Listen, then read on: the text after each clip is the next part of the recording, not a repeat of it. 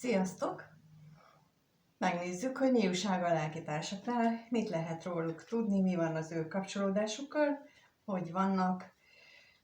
Az én olvasatomban lelkitársak nem csak férfi és nő kapcsolata lehet, és nem csak párkapcsolat, hanem mindenféle kapcsolódás, ahol úgy érezzük, hogy a másikkal valamilyen közös dolgunk van, és az lehet jó és rossz is, már úgy értve, hogy mi megélésünk szerint lehet jó és rossz, mert a lelkitársi kapcsolódás az azért jön létre, arra kötnek szövetséget a leszületés előtt a két lélek, hogy támogatják egymást az életfeladatok megoldásában, és bizony az életfeladat az nagyon nem az, amit mi feltételezünk, és általában nem is az, amiről beszélnek. Mert az életfeladat az mindig olyan, hogy attól azt nem akarjuk, attól visszaóckodunk, hogy nem akarjuk, na az az életfeladat. Amit nem akarunk, amit nem szeretünk, na azzal van dolgunk, és ebben segít a lélektársunk, van amelyik úgy, hogy kedvesen, és van amelyik úgy, hogy hát nem. Az én olvasatomban, az én tudásom szerint ez így működik, és ezt ebben a viszonylatban nézzük meg, hogy mit tudhatunk meg most a lelkitársaknak a jelenlegi élethelyzetéről, hogy vannak ők, milyen a kapcsolódásuk. Ezt kérdezzük most, hogy milyen a kapcsolódásuk.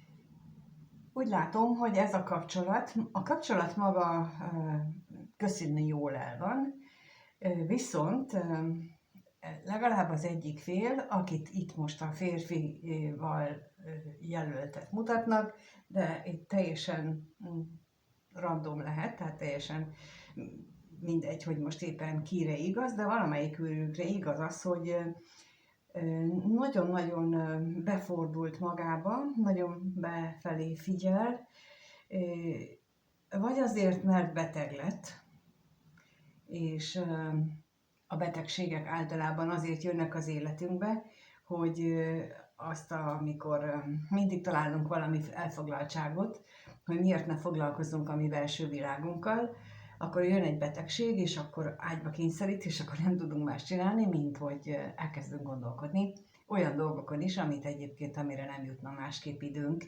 De vagy ez történt az ő esetében, vagy pedig az történt, hogy már valami korábbi ilyen felszólítás hatására ő nagyon komoly önvizsgálatot tart, abból a szempontból, hogy mi történik, illetve mi történt a múltban az életében, milyen vágyai voltak, és azt hogyan valósította meg. Megnézzük akkor itt az özvegy férfit, hogy mit tudhatunk még meg erről.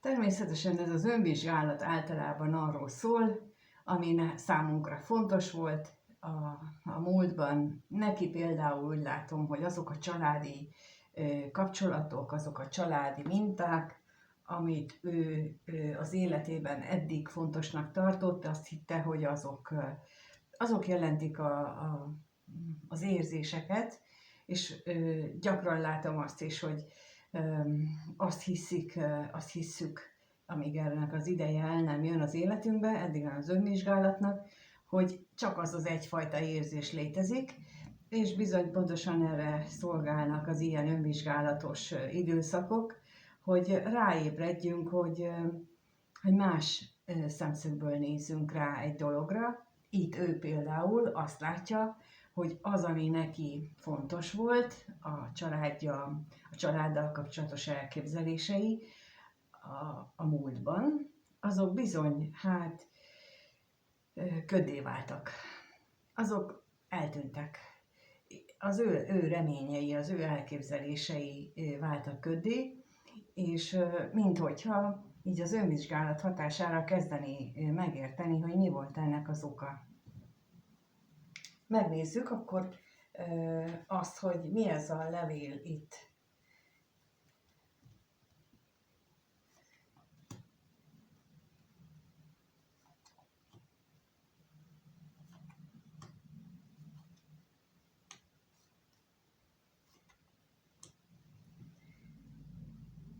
elképzelhető, hogy mindez párosul nála a munkahelyi nehézségekkel is. Ott is olyan, minthogyha most úgy kiderülne, hogy ő eddig egy illúzióban, egy álomvilágban élt, és ő annak megfelelően osztotta az észt, vagy mondta az ő saját elvárásait, miközben ő nem is volt olyan pozícióban, hogy ő mondhatta volna az elvárásait, vagy hát, na, tehát úgy osztotta, hogy egyébként senki nem kérdezte. És most olyan, mintha erre ébredne rá, hogy ezt meg hogy volt. Hogy nem foglalkoztak azzal, amit ő mondott, vagy amit ő mondott, azt teljesen figyelmen kívül hagyták, és most ébred rá ennek a valóságára, pedig hát a vágyait osztotta meg. És bizony ez az önvizsgálatnak a lényege, meg a befelé fordulásnak, megbeszéljük magunkkal a dolgokat, ez lenne a lényege, hogy ráébredjünk arra, hogyha sokszor voltunk ilyen szituációban, hogy mi úgy gondoltuk, hogy történik velünk valami, vagyis, hogy mi csinálunk valamit egy szándékkal, jó vagy rossz szándékkal, ki milyennel, és a másik meg teljesen másképp fogadja.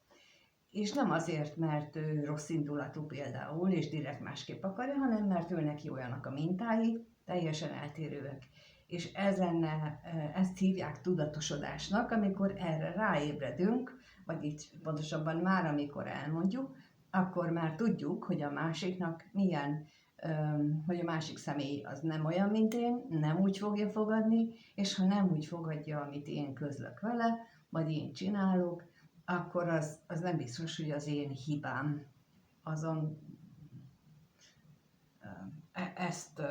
Erre ébred rá ő is éppen, hogy ő azt hitte, hogy amit csinál, abból ez fog a másiknak következni, de nem. És ez történt a múlt felidézésével, ez történik most benne, hogy erre ébred rá. Na, de megnézzük azt, hogy te hogy jössz ebbe a képbe. A nézőnek van ehhez valami köze, illetve, hogy a női lélektárs az hogyan viszonyul mindehez, és ezt úgy nézzük meg, hogy hogyan gondolnak egymásra egyáltalán ebben a viszonylatban, vagy teljesen másképp gondolnak egymásra. Úgyhogy itt a kérdés most az, hogy itt a lelkitársak hogyan vélekednek egymásról, amikor a másikra gondolnak. Kettőt kérek először, amikor a férfi mit gondol a nőről, és a nő mit gondol a férfiről.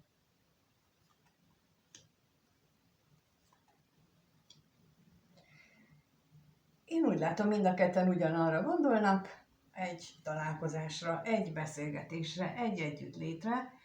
Az egyik sokkal inkább a testi síkra fókuszál, a másik úgy általában véve mindenre, a gondolati szintre is, meg magára a találkozásra is, de itt ebben most nagy az összhang közöttük, ez egyértelmű.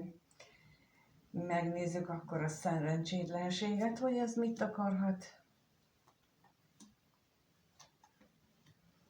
És az utazást is.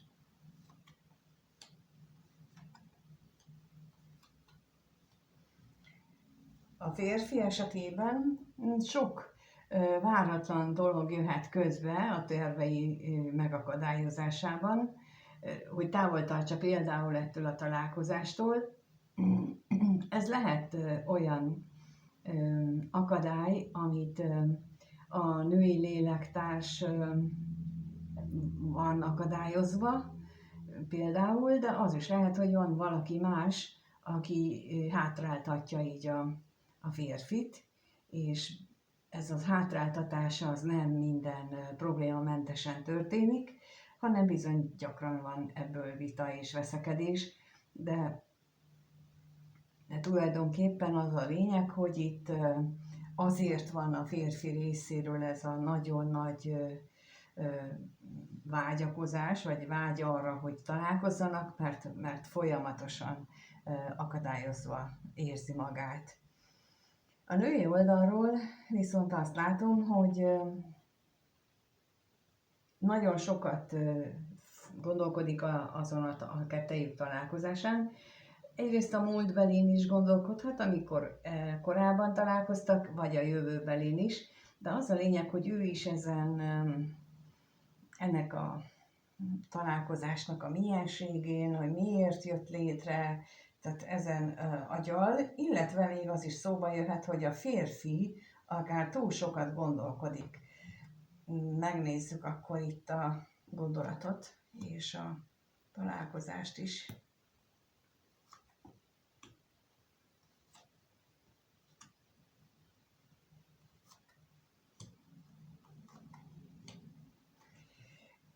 Mint ahogy itt utoljára mondtam, a női lélektárs egyes esetekben azt is gondolhatja, hogy túl sokat agyal a férfi a kettejük találkozásáról, és talán nehezítő körülmény az, hogy a férfi mondjuk nem akar érezni, vagy kerüli az érzéseket, pedig egyébként a találkozásra nagyon is volna igénye, de valami miatt ez nem jön össze, és a női lélektárs is úgy éli meg, hogy bizony ez, hogy ők nem találkoznak, az nem túl jó, nem túl kellemes az ő számára sem.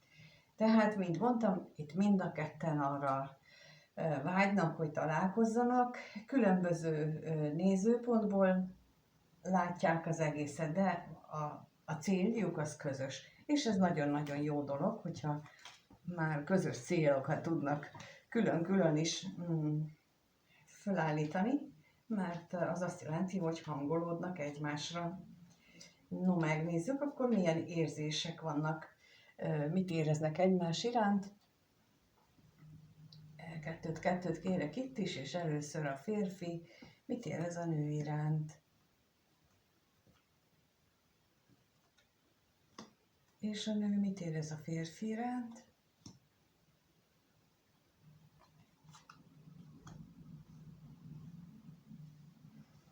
Hát, a férfi érzéseiben is ott van a találkozás vágya, de ez más, mint ahogyan az előbb láttuk.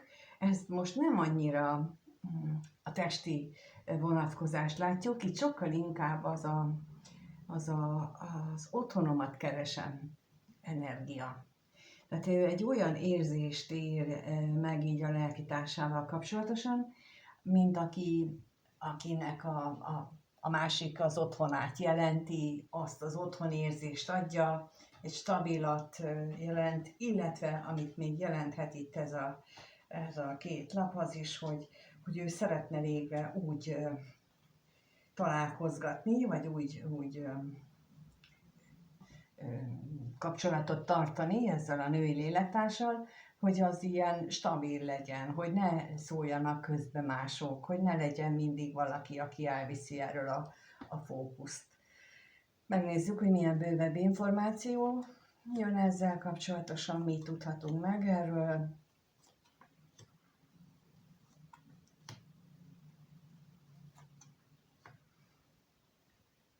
Ugye itt most aztán tényleg ott van, hogy vágyak, remények és minden, tehát testi, lelki, szellemi szinten nagyon-nagyon szeretné ezt a találkozást, de itt van a de.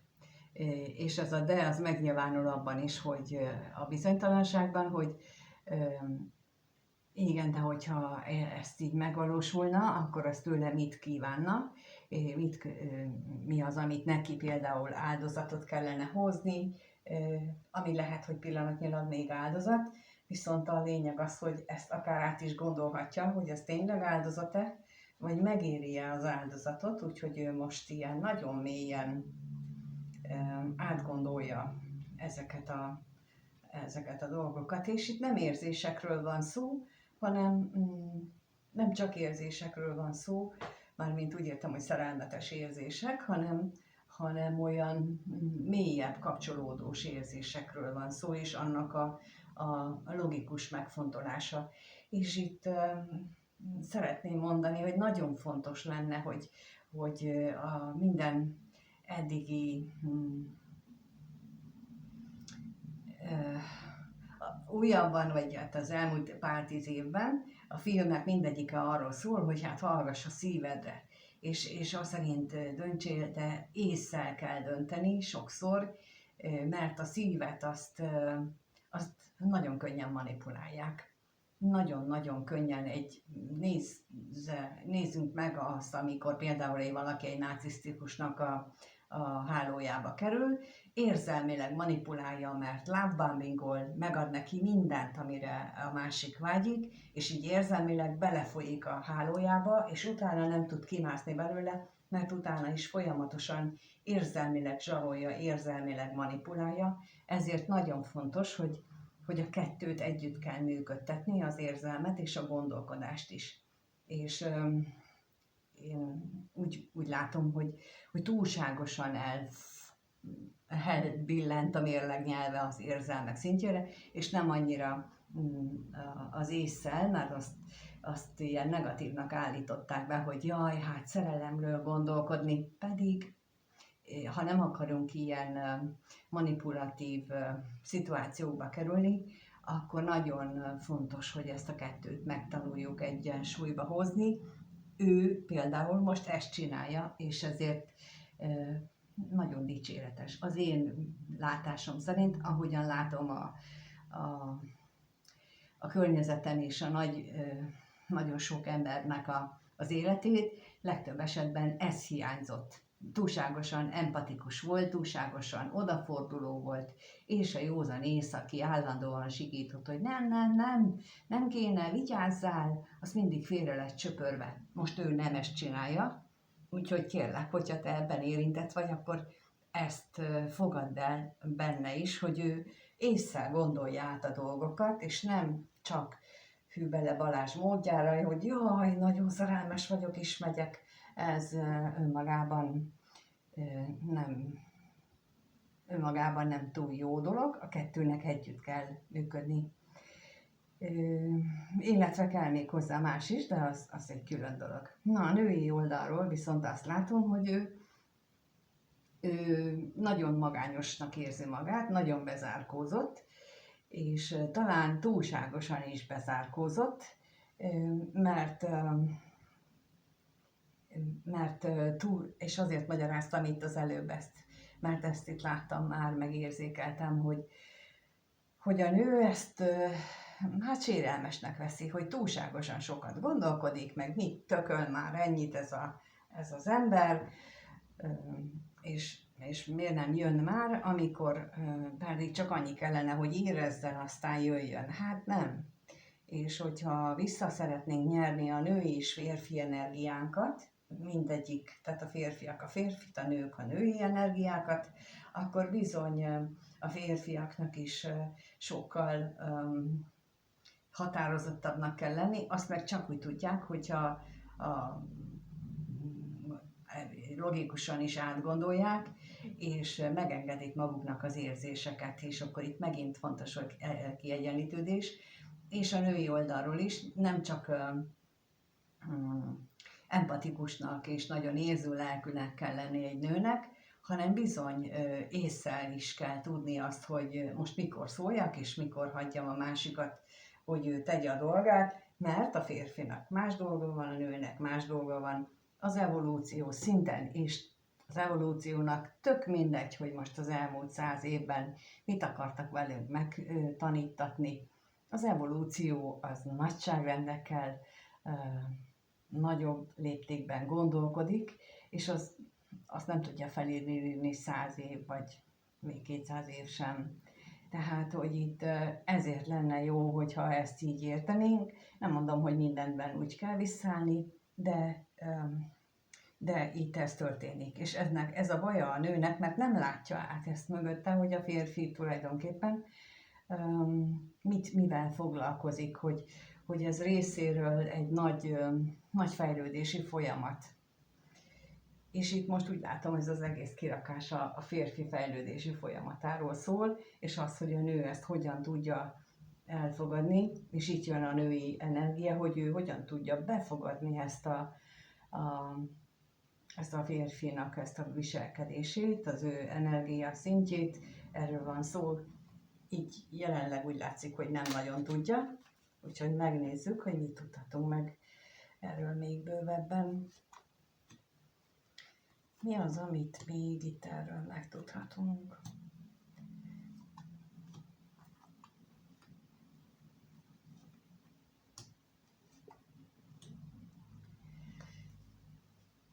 Rosszul érinti, nagyon rosszul érinti, ez eddig is kiderült már, viszont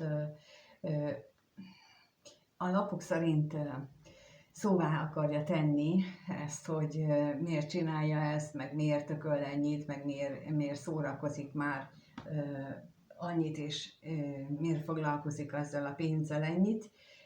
Én nem biztos, hogy ezt javaslom, mert azzal csak olyan fajta félelmet ébresztesz magadban elsősorban, mert a férfit úgy látszik nem fogja meghatni, de így magadban vagy magában a női rész csak saját magát húzza fel, teljesen értelmetlenül, mert úgy látom, a férfi oldalról ő most egy nagyon határozott időszakát éli.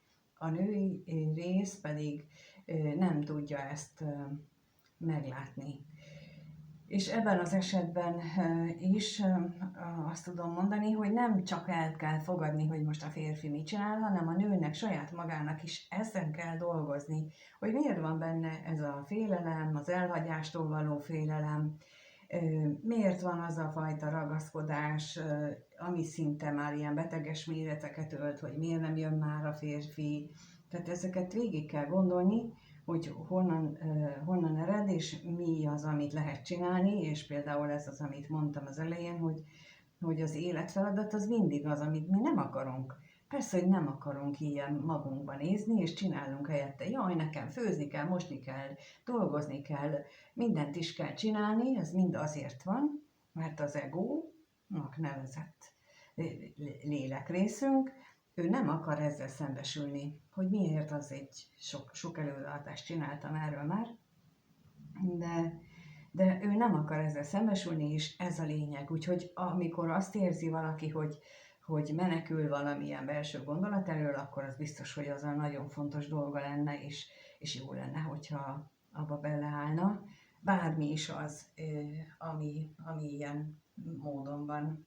Úgyhogy ez látszik most itt az érzéseknél. A nőnél az, hogy nehezen viseli, azt, hogy a férfi távol van, és nem úgy jön, és sokat szórakozik magában, és a férfi pedig azzal van elfoglalva, hogy hogyan tovább, hogyan oldja meg a vágyait, hogyan valósítsa meg a vágyait és a álmait.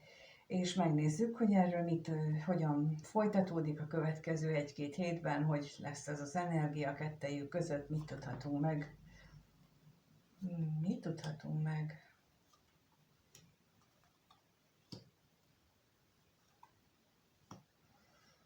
Úgy tűnik, hogy a szerencsétlen időszak talán a végéhez közeledik, bár lehetnek még olyan jelek, ami bizonytalanságra adhat okot,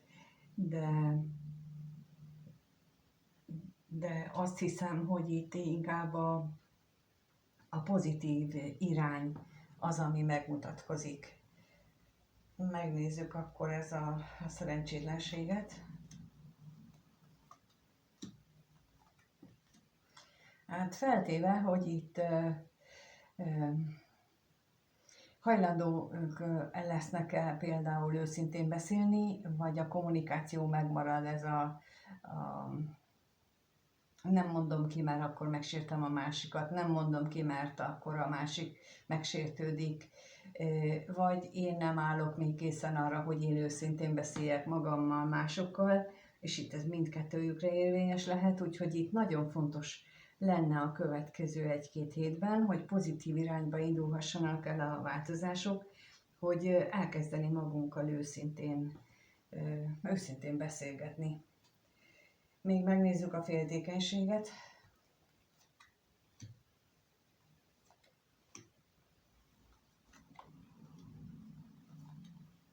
Hát itt egyértelműen arról van szó, hogy bizonytalanság mutatkozik szerintem a női oldalról leginkább, hogy a férfinek milyen érzései vannak, és mit gondol vajon magában erről, és itt megint csak azt tudom mondani, amit az előbb, hogy őszintén befelé, hogy miért vagyok én bizonytalan. Mondta, amit mondott, vagy nem mondta, vagy csak én képzeltem. És itt a lényeg, hogy én képzeltem, vagy szó szerint kimondta. Nem belegondoltam, hanem szó szerint kimondta, mert ha nem mondta ki, csak belegondoltam, akkor nem mondta. És itt ezzel indulna például egy őszinte kommunikáció, ami aztán majd a változást meg tudná hozni, és addig nem lesz változás, addig csak fájdalom marad, amíg ezen nem változtatnak itt ezek a lelkitársak. Köszönöm, hogy itt vagytok és megnéztétek a videót, és köszönöm a kommenteket is.